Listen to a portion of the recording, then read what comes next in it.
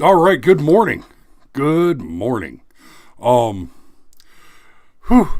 I ain't gonna lie, I don't have much of a show put together for you this morning, but I really wanted to do one this morning because I missed Thursday and Friday last week. So let me talk just a little bit about that. Frankly, I had a little surgery last week. It took a lot more out of me than I expected, and I know there's at least one member of the audience that gets that joke in the worst way. And I was doing pretty good Friday and Saturday, and yesterday I just hit a wall. I was just wiped out.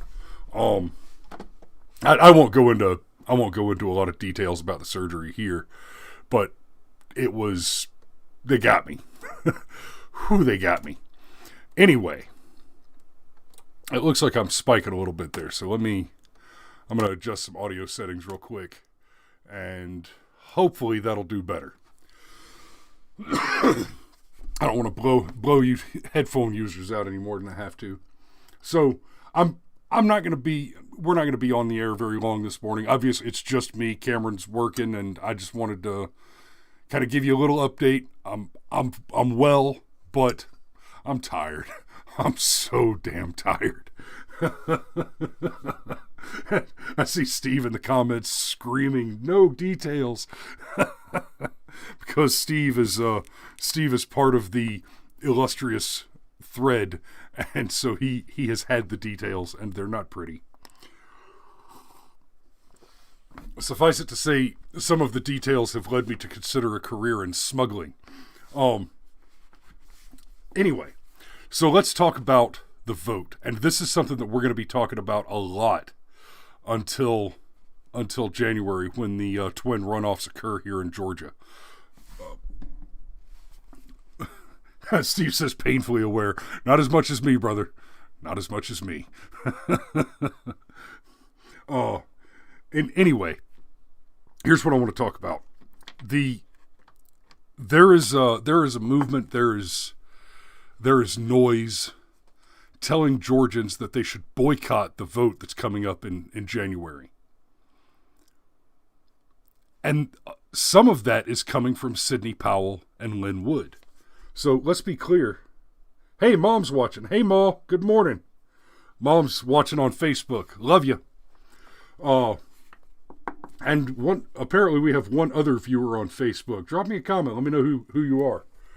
But anyway, Lynn Wood and Sidney Powell have both been, I don't know if you say leading the charge, but they're definitely echoing the sentiments that because the vote in November, because the presidential election was so obviously tainted, was so obviously broken, that we should boycott the vote coming up in January, and just not turn out for Perdue and Loeffler to send the party a message. That's insane. If you believe that you can send a tactically or strategically useful message to the weak Republican Party, and yes, okay, I vote Republican. I am not a Republican. Here is the problem that we have in this country at the political level. The Democrat Party is consolidated evil. And the Republican Party is a painfully weak excuse for a champion against that tyrannical, monstrous evil. The Republican Party espouses correct principles, but then lacks the scrotal integrity to stand up and enforce them. They lack the spine to do it.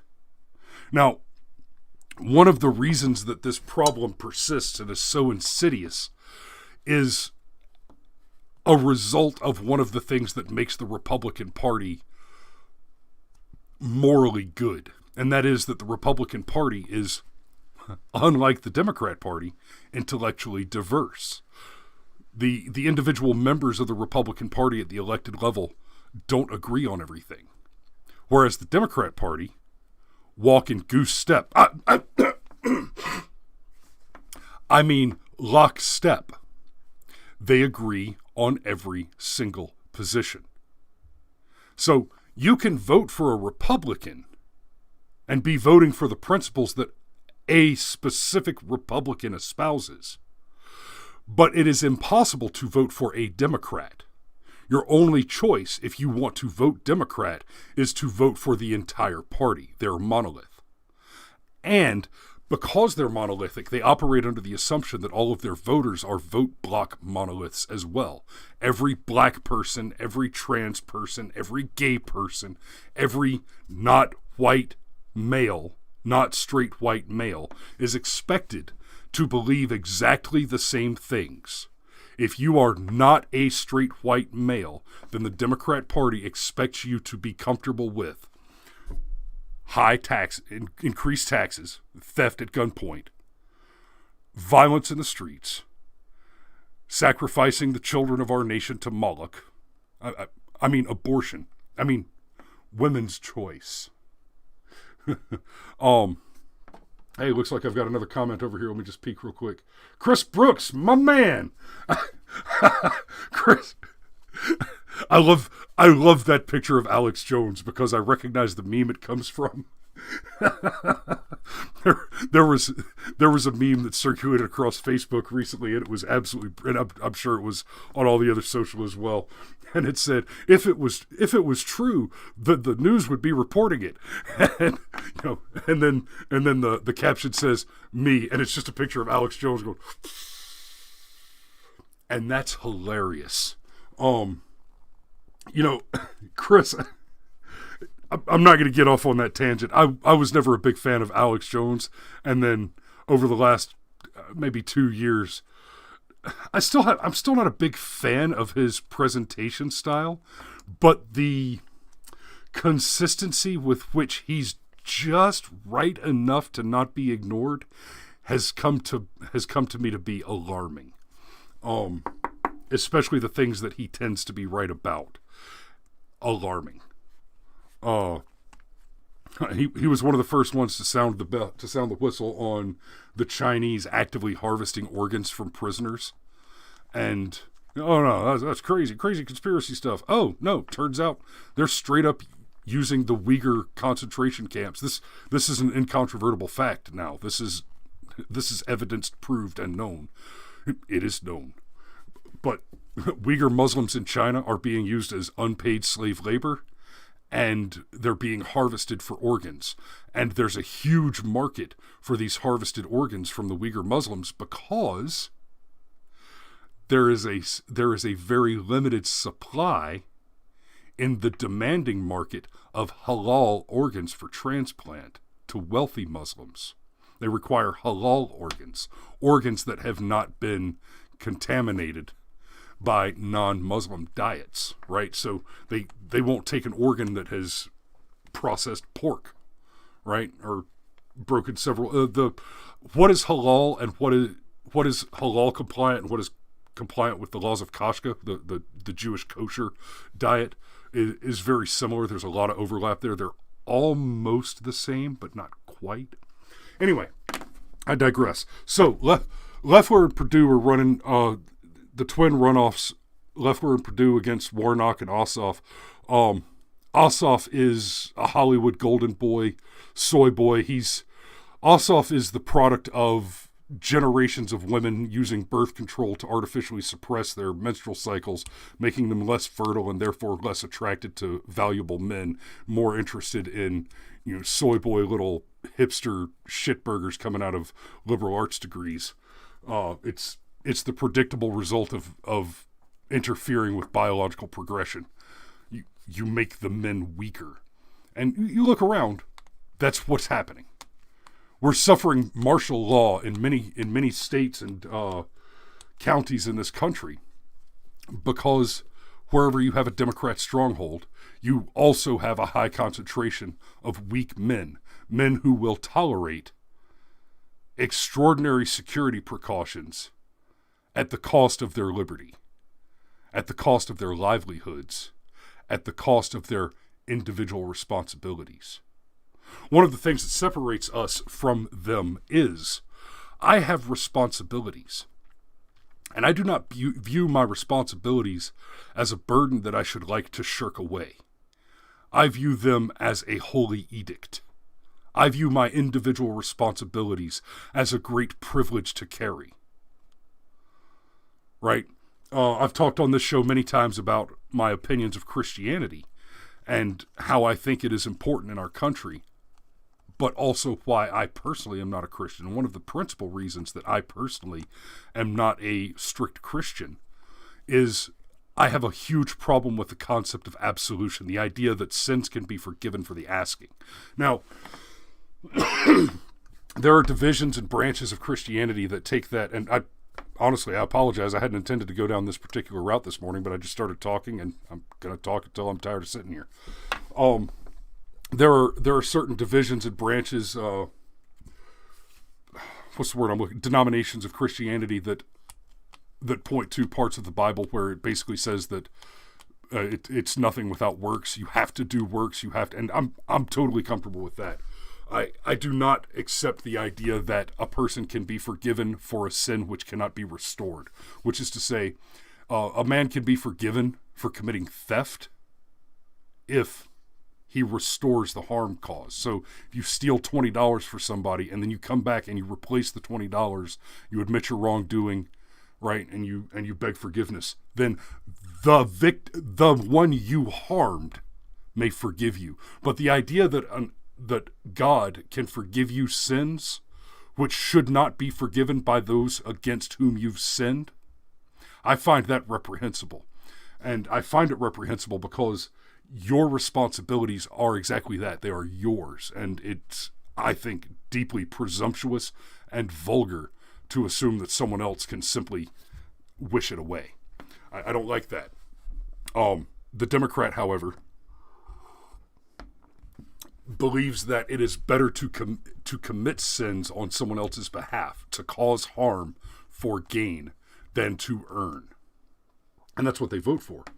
Oh, Chris, I'm not even going to dig into that one because that's going to take me way off the path. But Frank, I tell you what though, brother, I will take note of that. I will take note of that comment there because that's substantial. That might be worth a show unto itself. Well played. Well played. So keep an eyeball out for that. I'll make sure that I include your name in the description or in the tags or something and send it over to you when it's done. That, yeah.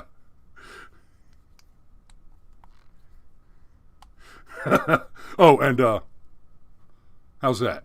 Right. Anyway, so let me get back to the election situation. I've strayed away from it a few times already. Ossoff is golden soy boy. He's bad for everybody, politically speaking. Warnock is a dangerous Marxist radical. Neither of these can be tolerated. But much more importantly, if both of these go the wrong way, if we don't get at least either Perdue or Loeffler, then Kamala Harris is the Senate. Right? If Perdue and or Loeffler fail in these contests in January, it's not a question of who controls the Senate. Kamala Harris is the Senate. And I should hopefully somebody will beat me to it because, like I said, I hit a wall yesterday after the surgery. I'm pretty bushed. I'm probably going back to sleep as soon as I finish with you guys here. This coffee will not deter me. It is delicious, though. I don't have to write it down, Steve. He typed it on Facebook. I could just screenshot it. Shithead. But the idea that you're going to make some important political statement by boycotting this vote, it's ludicrous. Here are your options. Here are the possibilities. There's only two of them. Either the election in November was completely corrupted, and that corruption will move forward into the election that's about to happen in January. I think the evidence of that is overwhelmingly convincing. that is not to say that anything is absolutely proved. But if you are not at least suspicious of an election that happened where one party went out of their way to change the rules in the 0 hour, and it just happens to coincide with mass masking of poll workers. We have thousands of affidavits. The numbers are incredibly suspicious. And you're asking me to believe that Joe hiding in his basement, we haven't seen him all year, and nobody likes the pedophile anyway to begin with, Biden, got 25% more votes than Barack Hussein Obama? You're asking me to believe that the reality that Donald Trump lost the election is more likely than a reality in which Joe Biden legitimately got 25% more of the votes than Barack Obama. If you're buying that, you're bad at you're a Democrat. You're bad at math. That's what it means to be a Democrat. So, in this upcoming election, it's possible that the vote is so corrupted that we cannot win no matter what numbers we turn out in. It is also possible, however, that the resources required for that level of corruption have been exhausted in the election that just occurred on November 3rd. It is possible that they do not have the resources remaining to sufficiently corrupt this election. I do want to talk about the young man that was killed in the car accident yesterday, but I want to find out more about that. I want to find out more about the people involved. So we'll be talking about that one tomorrow after I've had some time to do a little more research, because I just heard about it last night. But when you look at the left, corruption is the word of the day. It's what they do. And they work in lockstep. So there's no world in which not voting in January is superior to voting in January. There's no circumstance under which you are better served by having not voted. Even because if you vote, and there's a 50% chance that your vote is worthless because the corruption overcomes it, that is one situation, and the other is you don't vote. Now there is a 100% chance that your vote didn't count. So there is not a win condition in not voting. And anyone who says otherwise, you should not only dismiss them, you should be suspicious of them. And that brings me back to Powell and Woods, right? Lynn Wood and Sidney Powell trying to add fuel to that fire because I'm telling you, I was at their rally last Wednesday, right? And Vernon Jones got up and spoke very forcefully on behalf of Loeffler and Perdue and talked about how important it is that you get out and vote. Now, I know people that like Vernon. I know people who don't like Vernon. I know Vernon. I like Vernon. He strikes me as a good guy. I don't know him especially well, but I've talked to him several times. We had a pretty good lunch a few weeks ago. So far, I like the guy. I do. Now, that said, I watched Vernon Jones get up there and give a full-throated and sincere endorsement of Loeffler and Perdue. And hey, I voted for Doug Collins. I'm not a Loeffler fan, right? She was not my choice. But I voted for Collins. Apparently, the rest of you aren't as smart as I am, and we ended up with Loeffler. So it's time to dance with the one that brung you, right? So go vote. Go vote, go vote, go vote. With Sidney Powell and Lynn Wood, who have been threatening to release the Kraken for 2 weeks now, not having released the Kraken, China is starting to sound a hell of a lot like Russia. That aggravates me. Them now doing this, now supporting this idea of boycotting the vote, that, for me, that harms their credibility on every other claim. Because asking a party's constituents to boycott the vote to make a political point, to get the party's attention, that sounds shady. Because there's only one winner there. And the winner, when you as an American citizen does not go out and fulfill your constitutional duty, the winner is always the enemy. Not voting is never the correct answer.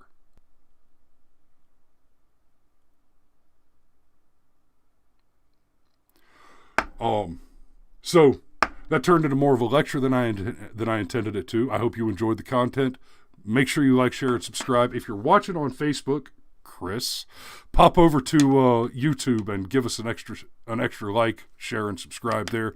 Helps us grow. Trying to move that forward. Trying to get this show a little bigger. Steve says these are the reasons we call it political theater, brother. You ain't wrong. You ain't wrong. But yeah, you should be suspicious when the people who you believe are your allies in the fight begin to adopt the strategies that benefit the enemy. Well, we've got a word for that, and it's instantiated in Article 3, Section 3 of the Constitution. And if you don't know what the only crime is defined by the Constitution, I recommend you go read that wonderful document. In fact, you should get one of those.